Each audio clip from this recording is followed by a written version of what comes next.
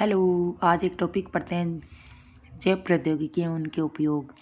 Biotechnology का एक chapter है 12th बायोलॉजी का। तो देखो, जैव प्रौद्योगिकी है उसके उपयोग क्या होते हैं। जैव प्रौद्योगिकी का उपयोग चिकित्सा क्षेत्र, कृषि, अनुवांशिक रूपांतरित फसलें, संसाधित खाद्य अपशिष्ट उपचार व ऊर्जा उत्पन्न करने में किया जाता है। जैव प्रौद्योगिकी देखो होती क्या है, विज्ञान की वह शाखा जिसके अंतर्गत जीवधारी और उनसे प्राप्त एंजाइमों से मानव उपयोगी उत्पादों का निर्माण किया जाता है, वही कहलाती है जैव प्रौद्योगिकी या बायोटेक्नोलॉजी। अब जैव प्रौद्योगिकी उपयोग हो गई। अब जैव प्रौद्योगिकी के निम्न 3 अनुसंधान क्षेत्र हैं। फर्स्ट है उत्प्रेरक या एंजाइम का निर्माण। उत्प्रेरक या एंजाइम का निर्माण, सूक्ष्म जीवों से शुद्ध एंजाइम या उत्प्रेरक का निर्माण किया जाता है। सबको पता है कि सूक्ष्म जीवों से शुद्ध एंजाइम या फिर उत्प्रेरक है वो मोस्ट ऑफ इन्हीं से प्राप्त किए जाते हैं। फिर आगे अनुकूल परिस्थितियों का निर्माण। उत्प्रेरकों के कार्य हेतु जैव प्रौद्योगिकी द्वारा अनुकूल परिस्थितियों का निर्माण किया जाता है। अनुप्रवाह संसाधन, अनुप्रवाह संसाधन द्वारा प्राप्त प्रोटीन या कार्बनिक यौगिकों के शुद्धिकरण में उपयोग किया जाता है। अब आगे पॉइंट अपना जैव प्रौद्योगिकी कृषि क्षेत्र में उपयोग, कि जैव प्रौद्योगिकी का कृषि क्षेत्र में क्या उपयोग है। खाद्य उत्पादन हेतु 3 प्रकार की कृषि की जाती है। फर्स्ट है कार्बनिक कृषि, ऐसी कृषि जिसमें केवल कार्बनिक खाद्य पदार्थों का उपयोग किया जाता है। जैसे मतलब गोबर की खाद नहीं होती क्या, वो कार्बनिक में आती है। जिससे ऐसी कृषि जिसमें ओनली फॉर कार्बनिक खाद का उपयोग होता है।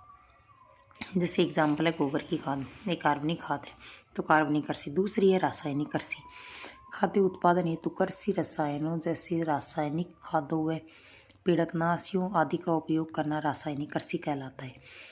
लगातार रसायनों के उपयोग से, अगर मान लो अपन लगातार इन रसायन या केमिकलों का उपयोग करते जा रहे हैं तो कृषि पर नकारात्मक प्रभाव पड़ते हैं। ये रासायनिक खाद काफ़ी महंगी भी होती है, आपको पता है केमिकल होते हैं वो काफ़ी महंगी भी होती है और उसका हानिकारक प्रभाव भी होता है, नकारात्मक प्रभाव भी। अतः इस समस्या का समाधान अनुवांशिकतः रूपांतरित फसल से किया जाता है। अतः इन रसायनों का उपयोग ना हो, कृषि को कोई नकारात्मक प्रभाव भी ना हो, इसीलिए इस समस्या का समाधान करने के लिए कौन सी विधि काम में ली जाती है, अनुवांशिक रूपांतरित फसल। अनुवांशिक रूपांतरित फसल का मतलब हो गया कि ऐसी फसल तैयार की जाती है जिसमें बाहर से जीन प्रवेश करवाए जाते हैं। तो देखो, अनुवांशिक रूपांतरित फसल ऐसे पौधे, जीवाणु, कवक या जंतु जिनमें भारी जीन स्थानांतरित कर परिवर्तित किए जा चुके हैं, उन्हें अनुवांशिक रूपांतरित जीन या फिर फसल कहते हैं। जीएमओ देखो, जेनेटिकली मॉडिफाइड ऑर्गेनिज्म, जीन की प्रतिकृति प्रपोसी पौधे, जंतु या जीवाणु की प्रकृति व खाद्य जाल पर निर्भर करती है। जीन की प्रकृति किस किस पर निर्भर करती है, प्रपोसी पौधे, जंतु, जीवाणु की प्रकृति, खाद्य जाल, इन सब पर जीवाणु जो जीन होती है उसकी प्रकृति निर्भर करती है। और यहाँ से क्वेश्चन बनता है, अनुवांशिक रूपांतरित जो जीन है वो कई प्रकार से उपयोगी हैं, तो इनकी क्या क्या गुण या उपयोगिता होती है, विशेषता होती है। फर्स्ट है अनुवांशिक रूपांतरित पादप ताप है, शीत है, सूखा है, लवण के प्रति प्रतिरोधी होते हैं। तापमान कम या ज़्यादा हो रहा है, ठंड ज़्यादा है, सूखा है, पानी है ज़्यादा है, कम है, लवणीयता मिट्टी है नहीं है, सभी का सामना कर सकती हैं। पीड़क प्रतिरोधी फसलों का निर्माण, ऐसी फसल तैयार की जाती है जिसको पीड़क कोई भी नुकसान नहीं पहुंचाते। कि पौधों के द्वारा खनिज उपयोग करने की क्षमता में वृद्धि करना, पादपों की पोषण गुणवत्ता में सुधार करना, जैसे विटामिन ए युक्त गोल्डन राइस। ठीक है, फिर बीटी पादप। बीटी पादप क्या होते हैं, देखो बीटी एक जीविस है जो, यहाँ से देखो एक तो क्वेश्चन बनता है, बीटी का पूरा नाम क्या है, बेसिलस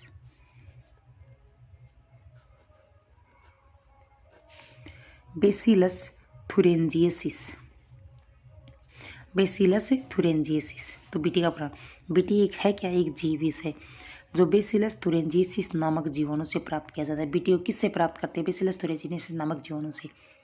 अतः इसे संक्षेप में बीटी जीवाणु कहते हैं। बीटी जीविस जीन को पादपों में स्थानांतरित कर बीटी पादप बनाए जाते हैं। ऐसे पादप कीटों के प्रति क्या होते हैं, प्रतिरोधी। अतः कीटनाशकों के उपयोग की आवश्यकता फिर नहीं होती है और ऐसे पादप जैव पीड़कनाशक पादप कहलाते हैं।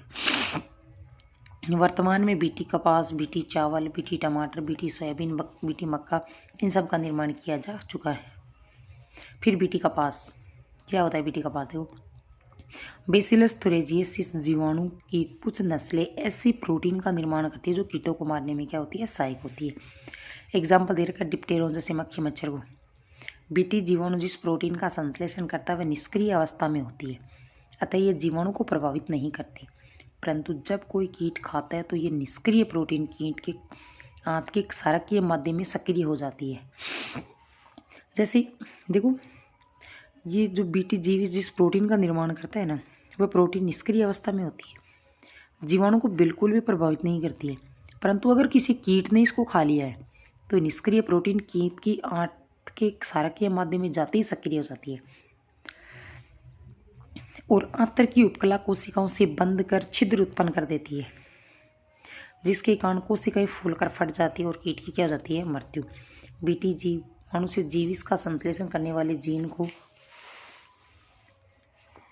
पृथक कर कपास में स्थानांतरित किया जा चुका है और ऐसे जीन को किसके नाम से जाना जाता है, क्राई जीन कहलाता है। और ऐसा कपास होता है वो बीटी कपास है, उसको किलर कॉटन कहते हैं, किलर KILLER है यहाँ पे। ये कपास, और यहाँ से बहुत बार क्वेश्चन बनते हैं, कपास में मुकुल कर्मी के नियंत्रण हेतु कौन से जीनों का स्थानांतरण किया गया, क्राई फर्स्ट AC व cry second AB। Cry first AC और cry second AB important question है, बहुत ही अच्छा क्वेश्चन बनता है, एग्जाम में आया भी क्वेश्चन है मुकुल कर्मी के लिए। और मक्का में छेदक कीट के नियंत्रण के लिए क्राई फर्स्ट AB का स्थानांतरण किया गया है। अब इसी से रिलेटेड कुछ क्वेश्चन है, देखो GMO किससे कहते हैं, GMO की डेफिनेशन, ऐसे पौधे जीवाणु कवक व जंतु जिनके जीन हस्तकोशल द्वारा परिवर्तित किए जा चुके हैं, GMO कहलाता है। दूसरा क्वेश्चन है, पादपों में जीन स्थानांतरण आनुवंशिक रूपांतरण द्वारा किन लक्षणों में सुधार किया जाता है, लिखिए। जिसका क्वेश्चन का आंसर आ गया था ना ये थ्योरी में, ये रहा, ये थे आनुवंशिक रूपांतरित पादप, ये पेड़क प्रतिरोधकता वाला, ये वाला पॉइंट इसका आंसर है। फिर दूसरा, बीटी पादप क्या है, वर्तमान में किन बीटी पादपों का निर्माण किया जा चुका है। बीटी पादप पढ़ा था अपने, बीटी पादप क्या है, कौन कौन से बीटी पादप हैं, इसके एग्जाम्पल हो गए। फिर है जीवी संश्लेषण करने वाले जीन को क्या कहते हैं, तो अभी भी पढ़ा था ना, क्राई जीन। बीटी जीवाणु जिस जीव इसका संश्लेषण करता है वो जीवाणु व पादप दोनों को प्रभावित नहीं कर कीट को प्रभावित करता है, ऐसा क्यों, यहाँ से आंसर है इसका, ये रहा, क्योंकि सक्रिय होने के लिए क्षारकीय माध्यम की आवश्यकता होती है, ये यहाँ तक पूरा। कपास में मुकुल कर्मी के नियंत्रण हेतु किन जीनों का स्थानांतरण किया गया है, मुकुल कर्मी के लिए क्राई फर्स्ट AC और क्राई सेकंड AB। मक्का में छेदक कीट नियंत्रण हेतु किस जीन का स्थानांतरण किया गया, क्राई फर्स्ट AB। बीटी कपास क्या है, इसमें कीट प्रतिरोधकता किस प्रकार विकसित की जा सकती है, ये वाला बीटी कपास के बारे में पूरा। ये आपके बायो की चैप्टर, जो बायोटेक्नोलॉजी का चैप्टर है उसके नोट्स, अगर आगे के नोट्स चाहिए तो प्लीज़ कमेंट में बताना।